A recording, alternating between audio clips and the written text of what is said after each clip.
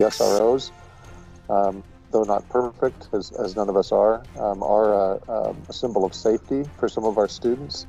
But that is certainly not universally true. Des Moines Public Schools Superintendent Tom Ahart says the district's partnership with Des Moines Police has not been positive for everyone. The district claims its black students were 6 times more likely to be arrested on campus than their white peers. Now that partnership is coming to an end. Good evening, I'm Monica Madden. Thank you for being with us tonight. This week, the school board voted to remove school resource officers from district halls. Students will start seeing the change next week. WHO 13's Maria Lizignoli has more on what's taking its place and the disagreement between school leaders and police. Their role was really to, I think, first and foremost, to build relationships with kids, especially students that maybe had a negative perception of police in the past.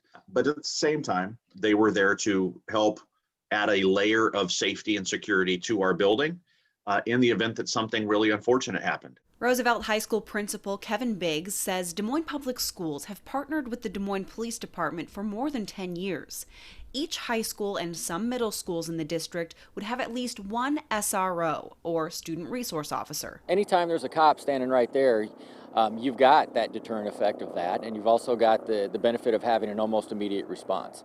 But after the events and protests of last summer, DMPS began holding anti-racism sessions with the community. There is an emotional reaction for many of our students, primarily our students of color, when they see an officer in uniform. Some of us that are white, that have not had a lot of negative experience with police, don't have that same reaction. On Tuesday, the Des Moines Public School Board voted to replace SROs with additional campus monitors and new positions of safety and restoration coordinators. It's somebody that'll be trained and how to de-escalate, maybe how to disarm if there's a weapon on a student, but also it's got a social worker component to it. Connecting student and their family to community resources.